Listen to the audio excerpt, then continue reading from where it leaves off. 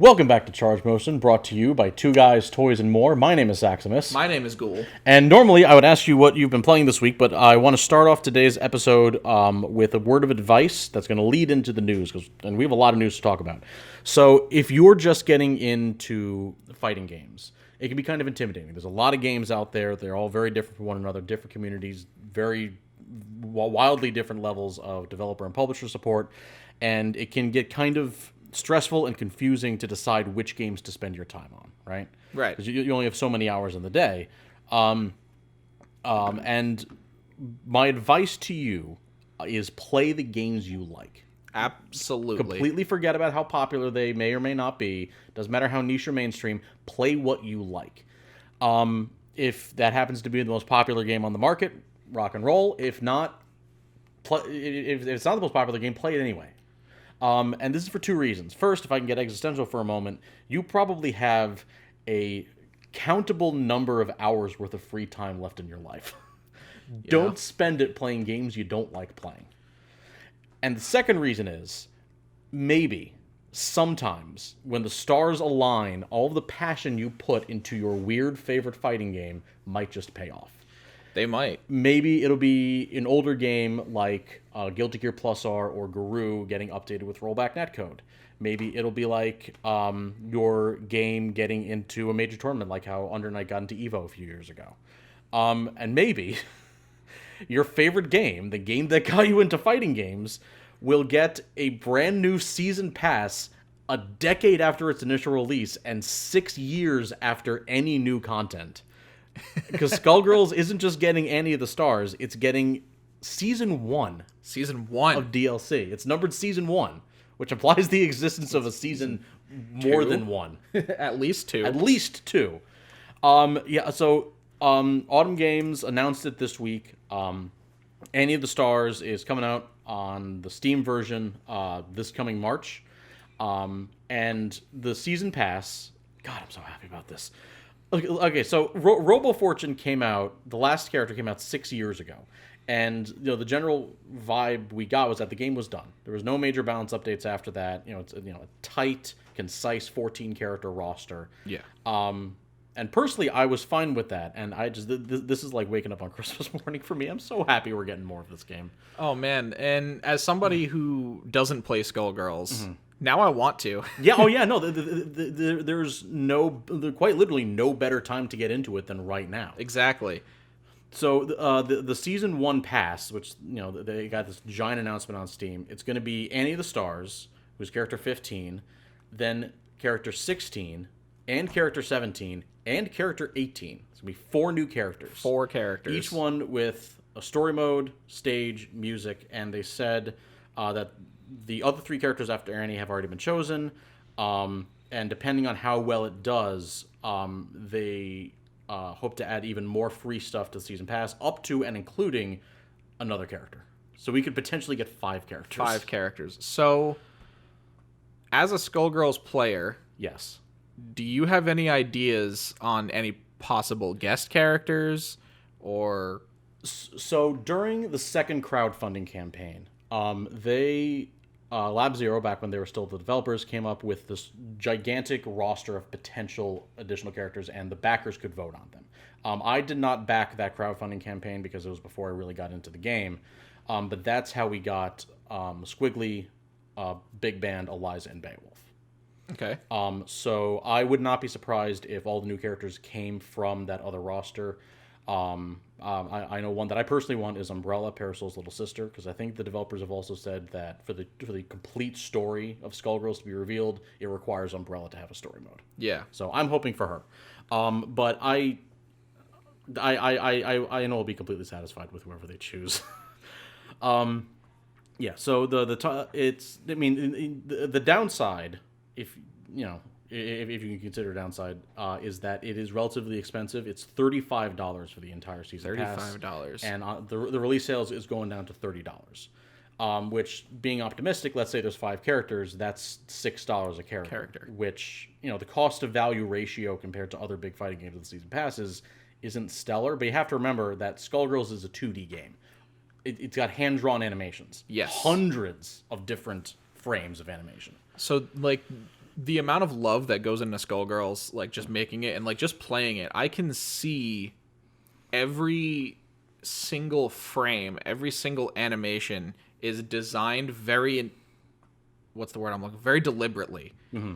It's like there's no throwaway frames in that game. No. And it's all done by hand. Yes. Yeah. The other thing to think about is chances are you'll be able to grab Skullgirls for like $2. Oh yeah, no, the game goes on sale all the time, and that they actually said that if you own like the original Skullgirls without the second Encore upgrade, which includes like all the DLC characters, I think alternate voices, they just threw in the second Encore upgrade for free for everybody who already owns the game on Steam. That's cool. Yeah. And then they're gonna bring it, and it's gonna come to PC first as kind of like an early access, and then they're gonna, once they decide on the balance, they're going to bring it to Steam and PS4, with Switch coming later because Switch is a very different platform with different absolutely specs and stuff. And I'm just looking through the rest of the notes. This is a very big blog post that they did. It's just, God, I'm so happy, and also like they are planning on adding voiceover because the stories are all voiceover. Right. Yeah. So they have to come up with, they have to pay people to do voice acting. Yes. Or do it themselves, but the cast of Skullgirls is very, very good. yeah. Yeah, and it says, will any story mode have VO? Eventually, due to the logistics associated with recording story modes, they're currently planning to record all the DLC character story modes at the same time. And even though Annie's story mode will launch without it, it'll be added as an update later. Gotcha. So you won't get any story mode right away. I mean, you'll get the story mode for each character when they come out, but you won't necessarily get voice acting for that story mode right away. Oh, okay. Yeah. I see. And also, of course, updates to the digital art compendium and the soundtrack that you can purchase on Steam and all that stuff. Sweet. So what I'm thinking about Skullgirls, yes, is that the roster is so unique. Mm-hmm.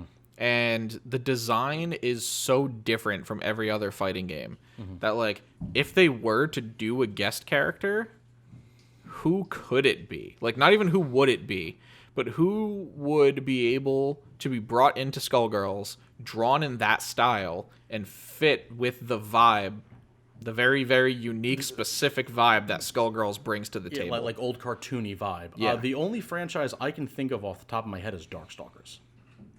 Yeah, a Darkstalkers guest would be sweet. But that would require Capcom. To not be Capcom. Right.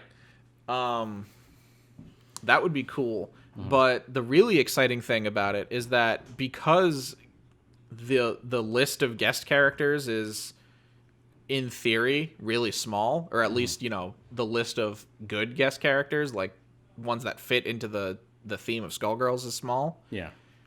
You have no idea what the devs can just make. Mm-hmm. Like, there's everything in this game from a ninja nurse to a cop made of musical instruments to a robot cat lady. Who can take off her heads and throw them at you. Yeah. So all of that stuff going on in the roster, you never know what they can come up with for the next character. Oh yeah, no. I have no idea nobody has any idea what to expect from the 3, possibly 4 other characters after Annie, and I'm totally fine with that. I completely trust Hidden Variable, and to clear up a bit of misconception, because Lab Zero was the original developer of the game. Lab Zero no longer exists, so the new content is being developed by Hidden Variable, which is the studio that develops the mobile game.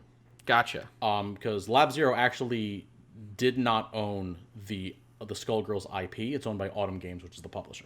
Gotcha. Which is a very common misconception. So, yeah, and actually, as I'm checking, it is on sale right now and going until March 10th. It's only $10 on Steam. With the second Encore update? With the second Encore update. Grab it. Down from 25, and even 25 for the game is a great price. Play Skullgirls. Please play Skullgirls. And so that's... We have a lot of news to talk about, and I figured we might as well just keep moving along. We also had another Japanese fighting game developer roundtable. Yes. They talked a lot about netcode and LAN versus Wi-Fi, and of course we had a couple really big announcements. So, on that topic, I want to say 2 things. All right. Fighting game players, use a cable. Yes. Don't play on Wi-Fi. It's not good. I don't care what your internet provider says. It's not about speed, it's about stability. Yeah. And Wi-Fi is not as stable as having an Ethernet cable from your router to your console.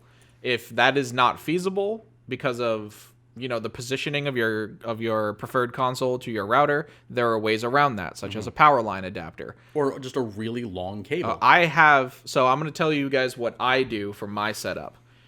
I live on the second floor, and the router is on the first floor in an office. So I purchased a 100-foot long weatherproof Ethernet cable. It's surprisingly inexpensive. Surprisingly, I think it was like under $30. Yeah. And this is like an extreme cable. It's very long and very durable, and it's also flat, so I can close windows on it. But I have it running from my living room out the window, down the side of the house, into the office. To where the router is. And then I bought a switch, which is basically an Ethernet splitter, so that I can hardwire multiple devices. Yes, I mean I keep it simple. I just set up everything in my living room next to the router. Yeah. Yeah, so I can just plug in my switch and my laptop. You don't have to go to extreme lengths and do what I did. The only reason I had to do it is because my my upstairs and downstairs are on separate power grids, so a power line adapter doesn't work. Yeah. But a power line adapter is a tool that will allow you to extend the reach of the wire from your router to your console without having to have one long wire running through your house. Yeah, and because like he said, like there's so many options for having a wired connection. Like Wi-Fi just isn't good. It's not. Like you have the packet loss that you don't get when you just have a physical wired connection. Yes. You lose things in the air in between your device and the router. Use a damn cable, please. Just use a cable. Use a cable. The second thing that I want to say is to fighting game devs. Put rollback in your games. No rollback, no buy. No rollback, no buy. No buy. Put rollback netcode in your games. That's it. That's all I want. That's it. You want to know a big reason why so many people are hyped for Guilty Gear Strive, which we'll talk about in a little bit, because it has rollback. It's playable. It is as a stable play experience over long distances, and that's what rollback helps achieve. I speak about this so adamantly because I'm incredibly frustrated at there's just an absolute refusal to put good netcode in fighting games, and it doesn't need to be that way. No, it really doesn't. We don't need to be that genre of that community that can't play online. And the events of 2020 have showed us that it's really hard to sustain interest in our games because we can't meet up offline, and most of our games are unplayable online. And while I appreciate the efforts of like Bandai Namco trying to retroactively add rollback into Tekken, and all of like the Code Mystics doing the work on Garu and Plus R, I think Code Mystics did the work on Plus R. I believe that's correct. But I also feel like they definitely did KOFO2. While I appreciate those efforts to bring rollback to existing games, I think what's really important is for the next games to include them, include it from the base, to be developed around rollback netcode so that I can go online and play the game. Yeah. And a lot of the current fighting games that are really fun to play locally are absolutely miserable to play online, which is why people don't play them. That's why I don't play Samurai Showdown. That's why I don't play Grand Blue Fantasy Versus. They're great games. They're not great to play online. Samurai Showdown is one game that I really like, and I would love to play it more, especially since they're still releasing new characters. Oh yeah, Cham Cham looks like a really cool character. Yeah, Cham Cham looks really fun and unique, and I'm not gonna play her. I'm not gonna buy her. I'm not gonna play her because the game is unplayable online, and I can't play the game offline. So why am I gonna spend money on it? Exactly. Yeah. So, we got a number of character and game update announcements in the FGC Developer Roundtable. New costumes for Street Fighter V. We got Ryu and Chun-Li in Fortnite. We did get Ryu and Chun-Li in Fortnite. We got Ryu using a gun, man. Because we already had Sagat with a gun, we had Akuma with a gun in Tekken. Yeah. now Ryu and Chun-Li both have guns. Yeah, they do. We can have Ryu default dancing, which is, I don't know. It's all I've ever wanted. So from. the thing that people, like the FGC in general, doesn't really seem happy about Ryu and Chun-Li in Fortnite for obvious reasons. I just think it's funny. I think it's personally. funny, Yeah. and I also think what Capcom wanted to do was introduce kids to Street Fighter. Yeah. Which I think it will do. Oh yeah, no, totally. Right, If some random kid playing Fortnite gets attached to Ryu or Chun-Li in one way or another and gets more curious and explores where they came from, that's one more Street Fighter player, and I'm okay with that. I'm okay with that as well. And of course, Fortnite is like the game. Like everything's had a crossover with Fortnite. Right. Like something like this was just inevitable. I just think it's funny. I think it's funny too. Yeah. Yeah, we got Cham Cham and Samurai Showdown. We got Chizuru. Chizuru for KOF. KOF 15. When was the last time we saw her? Oh man, I actually don't even know. I am a new KOF fan, so I did not know who Chizuru was. I do know that her team is with Iori and Kyo. Right. And she hasn't been around in a very, very long time. She looks really cool though, from what I've seen. She like fights with a clone, and she like throws the clone out, and the clone does moves, like, and then she moves to where the clone is and occupies the space. I'm trying to think of other fighting game characters that might have similar mechanics. I'm thinking of June from Pocket Rumble, but that's with her dash. Like her dash sends kind of like a clone forward, and then when she stops dashing, she teleports to where the clone is. Yeah. Not quite the same. Not quite the same. But yeah, no, I watched the trailer. King of Fighters trailers are really short, so there's not really a whole lot of information in there. But she looks like a very graceful, flowy type character, which is always really interesting. Yeah. When you have like that almost Aikido style brought into the game. She's stylish. And I know a lot of the big KOF fans I follow on Twitter are very happy about her being back. Yeah, so absolutely. That's cool. I'm happy about that. So we got Chizuru. We got Cham Cham. We got an update to Fighting EX Layer, which is another game that I like playing, but... Well, actually, that game does have rollback. It does have rollback, doesn't it? They added it later. Yeah.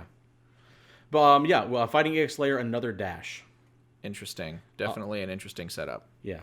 It looks like that's the version that's coming to the Nintendo Switch, and looks like we're going to get a new system, EX Action, along cancel breaks and super cancels. Sounds good. I like Fighting EX Layer. I don't own it, but whenever I played it, I like messing around with it. I think it's a very fun game, and I'm glad it's continuing to get updates. Yeah, no, it's definitely a fun game for sure. Definitely very unique and a lot of like strange mechanics. But yeah, it's a fun game. And then we have, of course, the most critical character in the entire canon of Tekken. The Prime Minister of Poland. The Prime Minister of Poland. Isn't it so exciting? I am riveted. I'm legitimately interested as to what they're going to do with the Prime Minister of Poland. So you know how like Tekken is really good at adding characters that nobody asked for. Oh yeah. So like we got Negan from The Walking Dead. We got Noctis. We did get Noctis. Nobody asked for Noctis. Yeah. A bunch of the returning characters a lot of people did ask for, so that's fair. But so we have the Prime Minister of Poland. Rumor has it her name is Christina, spelled Krystyna. Okay. Which personally I think is really just a jab at all of the Christie fans that have been harassing Harada to put her back in the game. I know nothing about Christie. So Christie, without going into insane depth on it, Christie Montero was a character that I believe was introduced in Tekken 4, and she's a 1-to-1 clone of Eddie. Okay. So she uses the capoeira moveset, and I think we didn't see her again until Tag 2, because Tag 2 had clone characters in it, so you could double up. So basically you could play 2 Laws, you could play 2 Eddies, you could play 2 Bears on your tag team. Is that where Panda comes from? No. Panda was in Tekken 4. Okay. I don't know if Kuma was, but I don't remember when Kuma was introduced. But yeah, and then ever since then, Harada has been getting... I mean, I've seen it in the wild on Twitter. Harada getting absolutely harassed by Christie fans to put her back into Tekken 7. Like, death threats. Like, yeah, it's bad. And, yeah. So, as much as I want everyone who plays the game to be happy, don't harass your don't. fighting game devs. Just don't do it. Also, remember Harada's motto, his catchphrase. Yeah. Yeah. You think he's kidding about that? No, he's not. But anyway, Prime Minister of Poland. The rumor mill states that her name is Christina.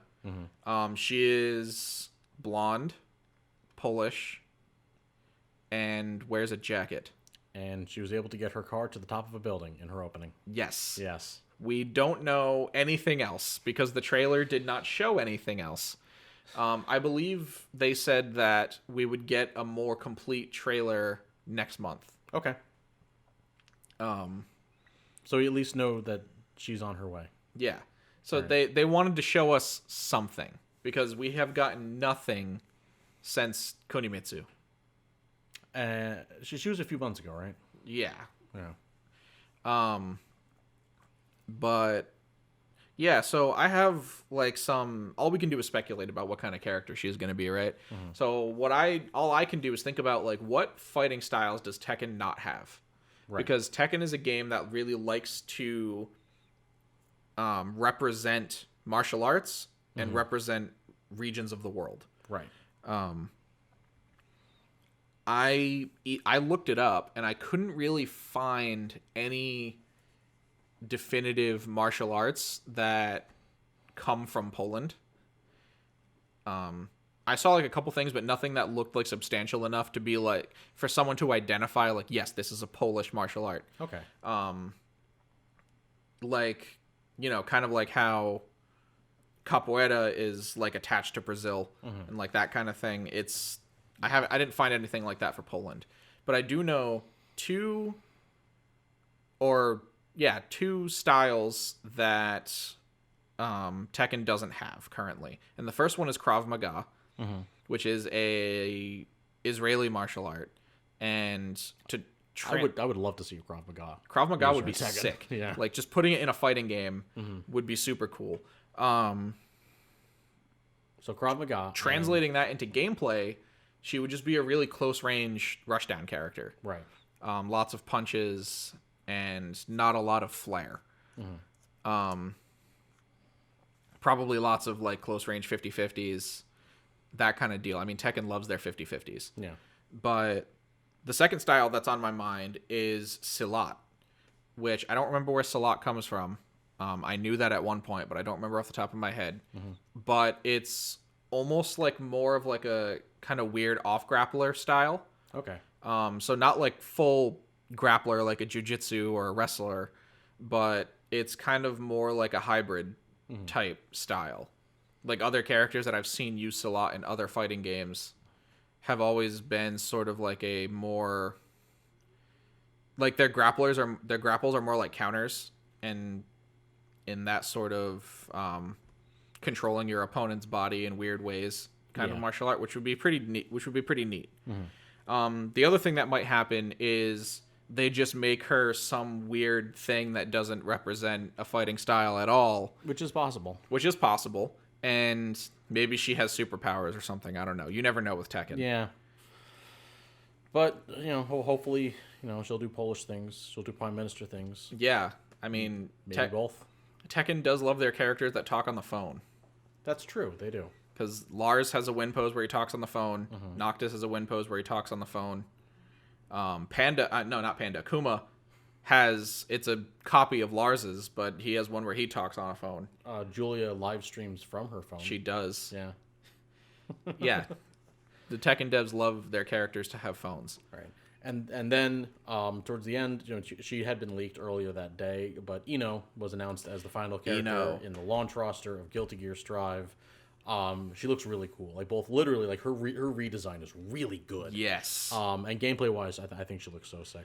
So I played Rev 2 and like I looked at Ino. I'm like, oh cool. She has a guitar and she fights with music. That's awesome. That's right up my alley. But then like especially because Guilty Gear has a lot of inspiration from rock music, both literally and figuratively. Right. I wasn't really a fan of her playstyle, and like her design was like it was good, but it didn't blow me out of the water. Yeah. This new design does that. Yeah. Her redesign is so good that I'm actually going to try playing her again. But I know a lot of people that are really excited to see Ino, especially like catching her as the last character. Yeah. Because like it could have been anybody. It could have been, like Jam or somebody like Johnny. Johnny was a really popular character. Yeah. Or it could have been someone really toxic like Jacko. Yeah, it could have been Jacko. Side note is my main in Rev 2. Sorry. But no, I think Ino was a great choice to wrap up the initial launch roster. Yeah, absolutely. And you were able to play the beta. I was. I played a lot of the beta. Mm-hmm. As far as first impressions go, this game's going to be sick. Mm-hmm. I had a lot of fun playing the beta. I'm not good, so I didn't really play at a very high level, but I had a lot of fun. The netcode is brilliant. Put rollback in your fighting games. And thank you, Arxis, for putting rollback in your fighting games. Thank you, Arxis, for putting rollback in your fighting games. If you want to put it in more of your fighting games, that would be really cool. Do that. Like Dragon Ball Fighters and Grand Blue and just... Anyway, rollback. It's hard to talk about Strive without that coming up, because Strive really is going to set the standard for what a fighting game's netcode should look like. Because it feels great, and I talked about it in the last episode, but it just feels good, and like you can play with people, and you don't have to notice that it's online, right? You don't have to change the way that you play because you're playing online. And I think that's the biggest thing that frustrates fighting game players, is that like I can't react to things that I normally can react to because there's input lag and there's delay, and now all of these things that I used to be able to react to are now mix-ups. Yeah, and every now and then you might get a PowerPoint slideshow, right? And 1 second your character's in the air, next second the round's over. Yeah. As far as moving on from netcode, finally stop talking about it for a second, just 2 seconds. Yeah. As far as like the game design goes, I mean, obviously the characters look really good. The visuals are awesome. I don't like the UI. Yeah. But I will say that the giant combo counter is something, it does go away. Yeah. Like it doesn't like literally go away, but as you play it, you notice it less. So it's one of those things that like the more you play the game, you kind of get used to it, and you don't see the giant numbers taking up half the screen anymore. You just focus on your combo that you're doing. I do really wish they would change the UI, make it a little bit more interesting in general. Yeah, going from Rev 2 to Strive kind of reminds me of going from Ultimate Marvel 3 to Marvel Infinite. Right. It does have kind of that vibe, Yeah. like in the UI specifically. It's like if you look at the UI for Rev 2, the health bar / timer / round counter are all like, it's all like motorcycle stuff, and like there's the gear in the middle, and like it's all stylized and inspired. And then in Strive, it's bars, no borders. They're just there. It's bars with words in them. Yeah. Which it is stylish in its own right, but when I think Guilty Gear, that's not the style I think of. Yes. Yeah. Like minimalist is a style, but it's not Guilty Gear style, at least in my opinion. I will say that if you've played the beta as much as you have, and the UI is the thing you're complaining about the most, it's probably a good sign. So the game made a lot of changes as far as like the gameplay philosophy goes. Some things I like, some things I don't. The biggest thing that I don't like is the removal of Gatlings.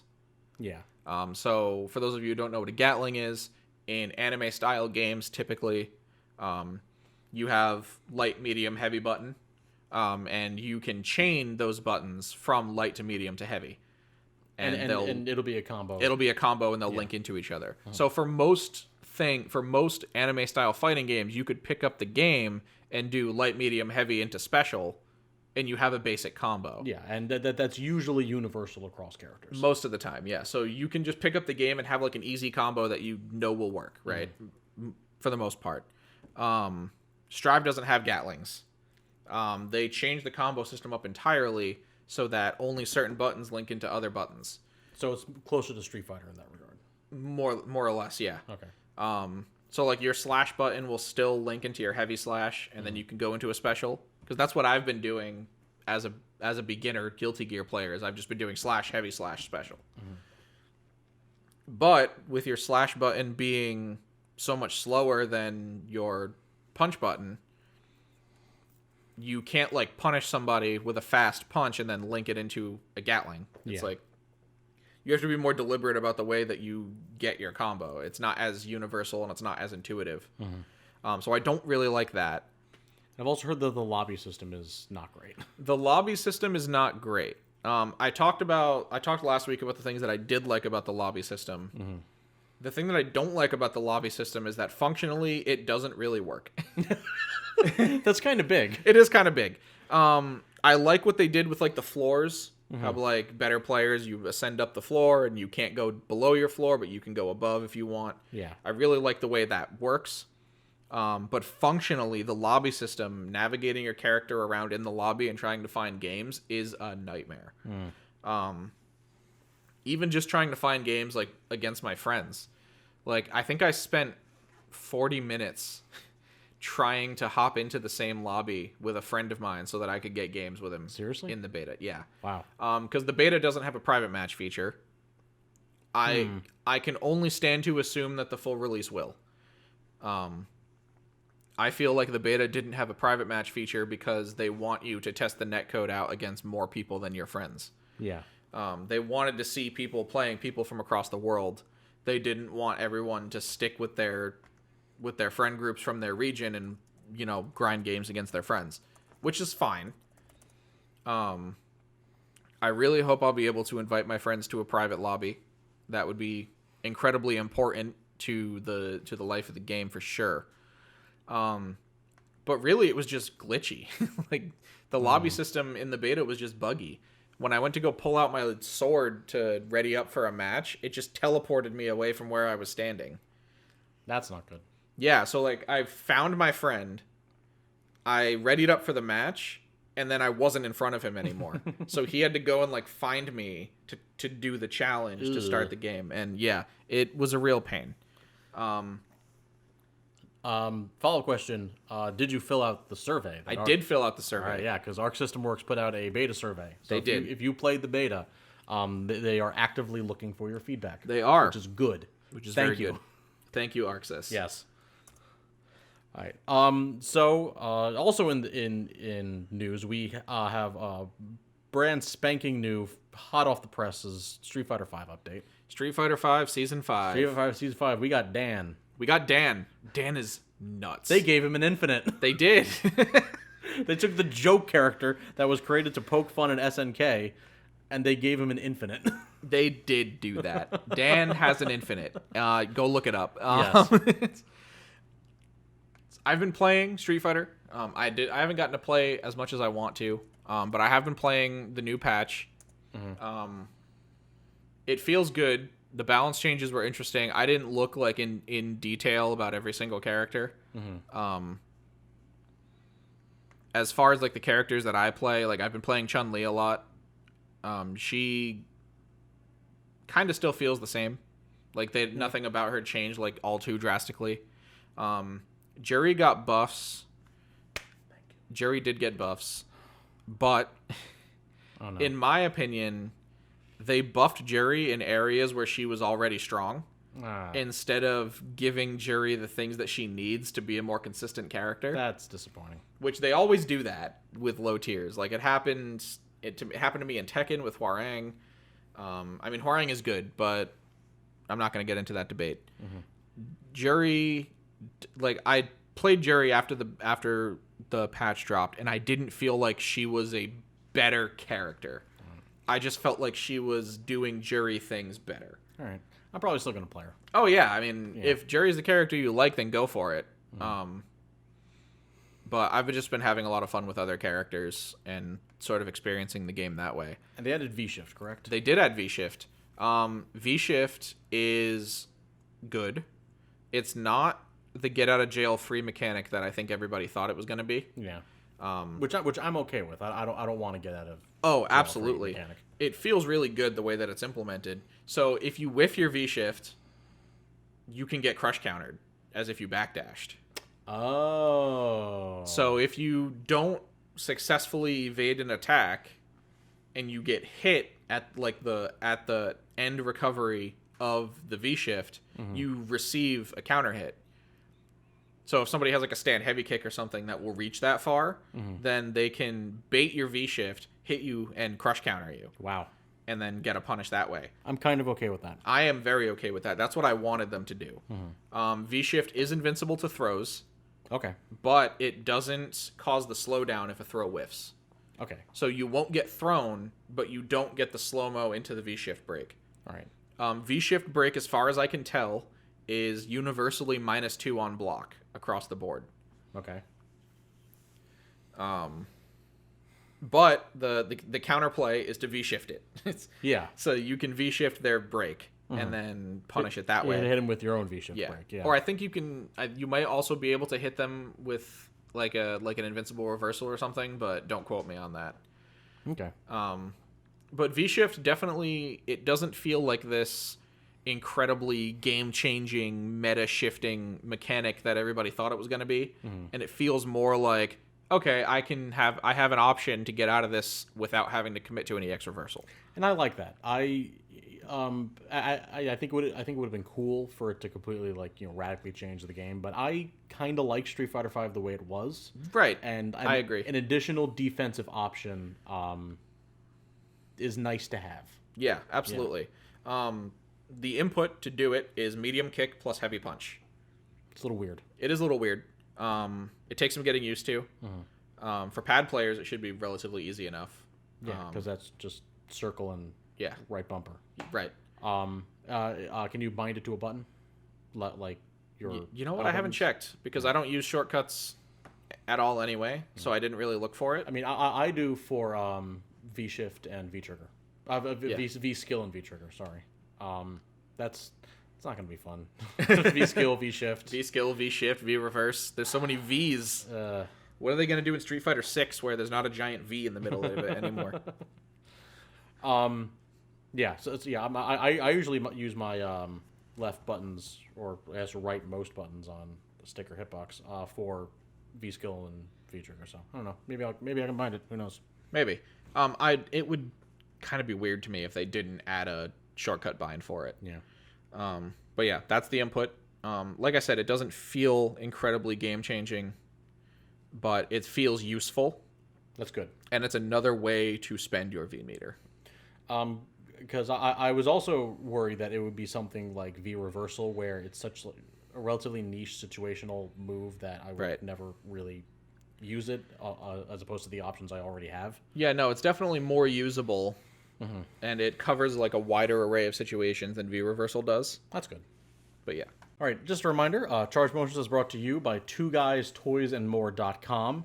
They sell toys. They sell magic cards. They sell video games. They sell a lot of cool stuff. Lots of cool vintage games and stuff. Yes. And that is Two Guys, the number two, not the word. TwoGuysToysAndMore.com. Yes. So this past weekend, I mentioned it in the previous episode, but Quarantine Report 3 happened. Their tentative total, as of recording, is $7,055 raised for direct relief. And all of that is going towards direct relief, which is a charity that helps people impacted by COVID-19. That is fantastic. That is fantastic. That is excellent. Yeah.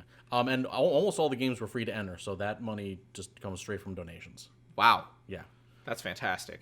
So big shout out to everybody that helped host that, and for people that entered and donated, and good job to those guys, because that is a really big deal. Yeah, I was only able to enter 4 games because I had work conflicts during some of the other brackets I wanted to enter. But my experience playing those games, which were Skullgirls, Punch Planet, Rivals of Aether, and Maiden Spell, they were all really, really good. Good games to everyone I played, and I'll know a lot of the tournaments. I know at least some of them recorded the VODs, and they're all up on either Twitch or YouTube. So if you want to see some of your favorite players play, then I know the Quarantine Report official Twitter account, which is at quarterly QTRLY report, retweeted them. So check that out. And hopefully there's Quarantine Report 4 coming before too long, because I had a lot of fun and I'd like to play more. That'd be cool. I'd like to enter. Unfortunately, I just had some conflicts pop up that forced me to drop out of my tournament. But what did you enter? I did enter Tekken, because that was the only game that was there that that I knew how to play. But hopefully by the time the next one comes around, I'll have a little bit more Skullgirls under my belt. Yeah. Oh, actually, that reminds me. Just really brief, really quick. One of the games I entered, Maintenance Spell, is finally coming out on Switch.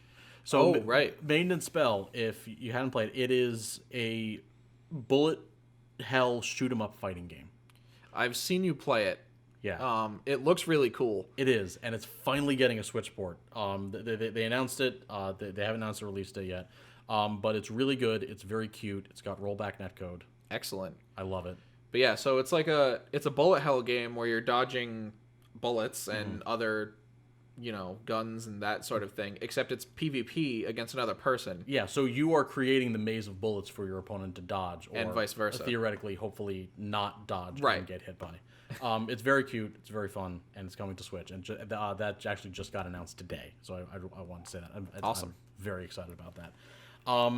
As well as stuff coming up on the future, we have the Sakurai presentation for Pirate and Mithra this coming Thursday, March 4th.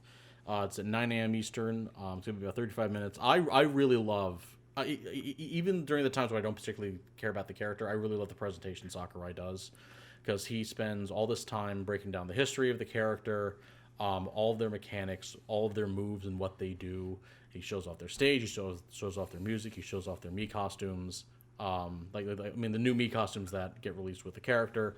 And it's just a level of love for these characters that a lot of fighting game devs, I think, should do more often. I agree. Sakurai you can tell that he's really passionate about what he's putting out.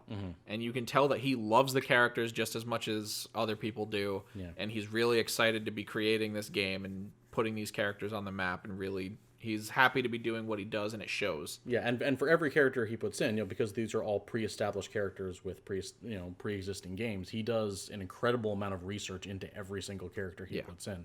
Like I remember a couple years ago when he did the one for Terry, it was like 45 minutes long, and and everyone was like, "Oh, there's totally going to be an announcement for a new character at the very end." There's no way Sakurai is going to talk about Terry and SNK for 45 minutes. But he did, and then he talked about Terry and SNK for 45 minutes because he loves SNK that much, and it shows.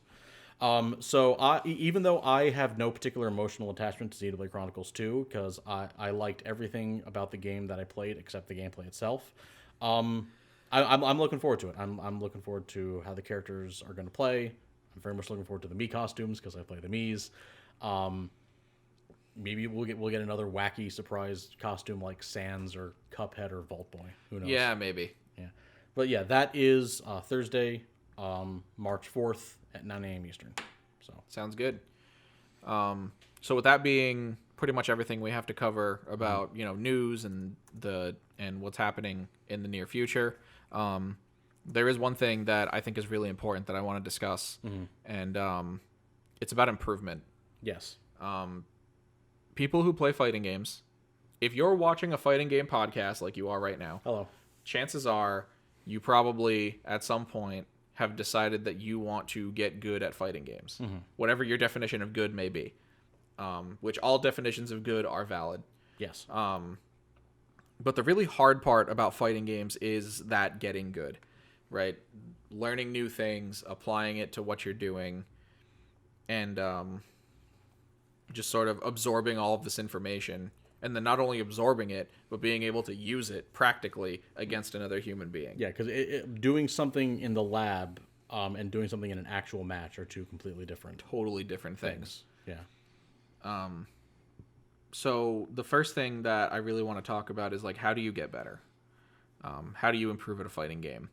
And the short answer to that is one step at a time. Play your game. Find something that gives you trouble. Like for me, it's anti-airing in Street Fighter. Right. So let's use anti-airing as an example for this process that I'm about to break down. I want to get good at anti-airing. So what I'm going to do is I'm going to go into the training mode, and I'm going to set the dummy to jump at me, and I'm going to anti-air it. And I'm going to do that for probably 10, 15, 20 minutes until I feel comfortable doing it every single time. Right. In a sterile environment being the lab. Then I'm going to play the game, whether it's against my friends or in ranked or in casual matches if your game has an unranked mode. and I'm going to make it my goal only solely to anti-air every jump in that my opponent makes. And not necessarily win the games you play. And not necessarily win the games that I play. Right. That's the important thing, is letting go of the necessity to win the game. Right. Because a desire to win is the fastest way to hinder your improvement. Because you have to be willing to learn, and learning is going to make you lose. Yes. So the way I look at it is, when I go into a game with the specific goal to get better at something, I do everything I can to focus on that thing. So going back to anti-airing, I queue up a game and I make it my goal to hold down back and wait for my opponent to jump at me. And when they jump at me, I anti-air them, or I miss it and I end up either blocking a cross up or getting hit or whatever. I'm going to lose the game a lot because I'm not doing everything else that the game requires me to do. But the way I look at it, every time I successfully anti-air, that's a victory. Yeah.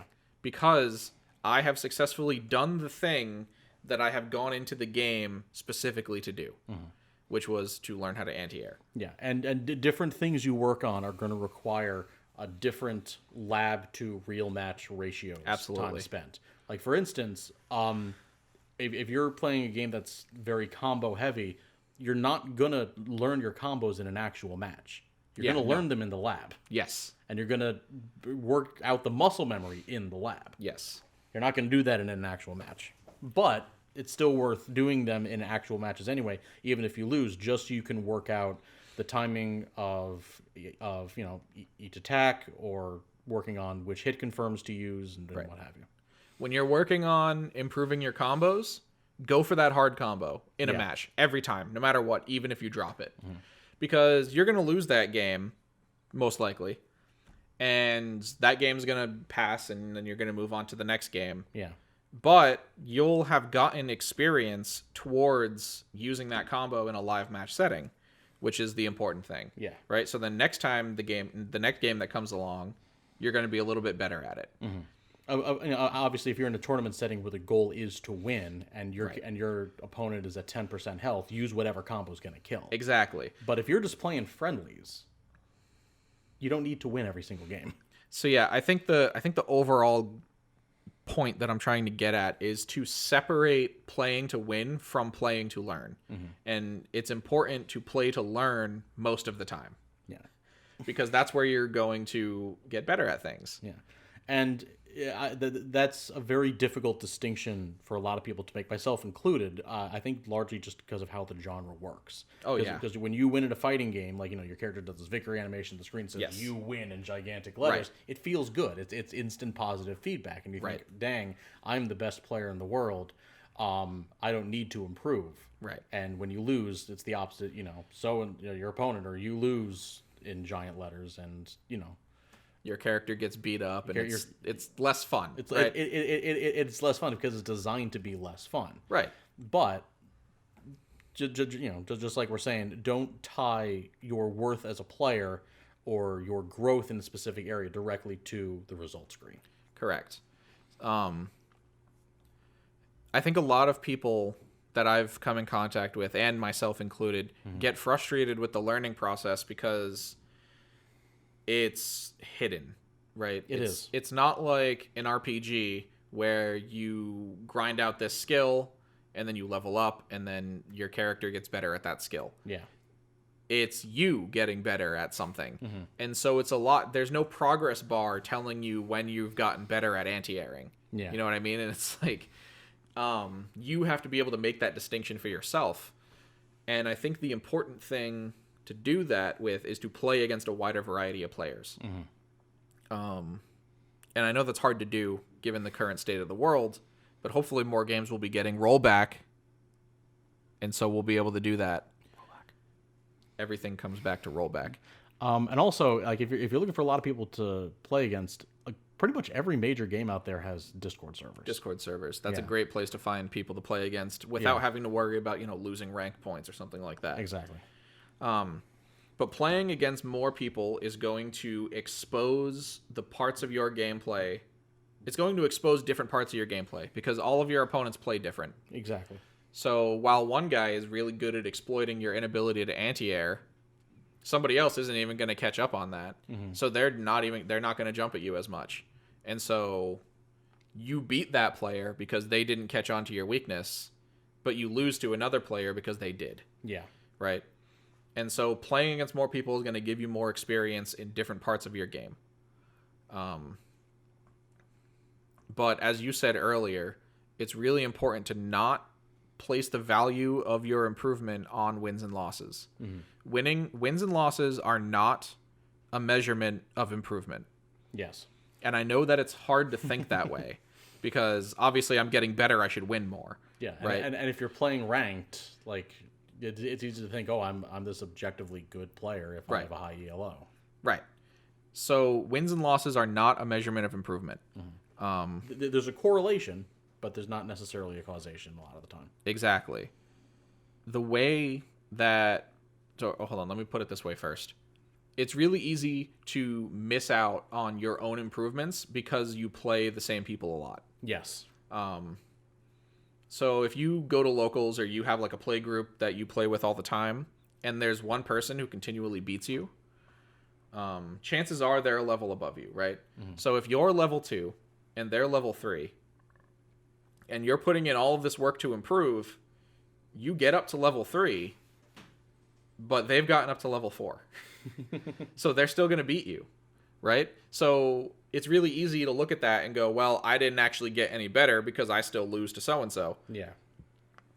But it's important to remember that that person is a human too, and they're also putting in the work to get better.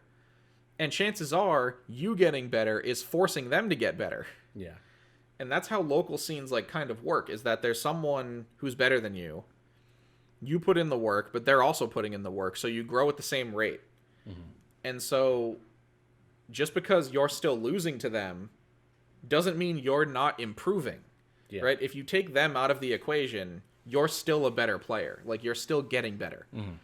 Even if you're still losing to the same person. Right. So you can't use winning and losing as a benchmark for your progress like that, because the other person the other variable to your wins and losses is a human being that also changes and grows just as much as you do. Yeah. There was this one scene from a shonen anime that I haven't seen. I think it was Hunter x Hunter, where one of the characters was explaining like skill gaps and different skill levels in like fighters, and it cannot be summed up in a hard number. It's more like a range. Yeah. So like he showed like a graph of like 5 hypothetical fighters, and each one like had like a range of their ability. Like one was very low, one was very high, but a lot of the ranges they all seem to overlap. Like the bottom of one, dipped below the top of another. So like don't and the argument the character was making was, I wish I could remember the exact source, was like even if someone is on average better than you, that doesn't mean that they're going to win against you 100% of the time. Correct. The worst player can win.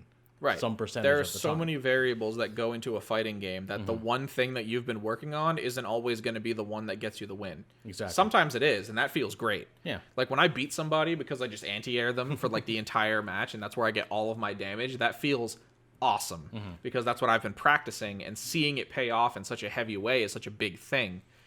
But don't ignore the small steps. Give yourself the credit for, okay, instead of anti-airing 2 jump-ins, I anti-aired 4. That's what's important to look at when you're focused on getting better, is those small things, and break it down into one concept at a time.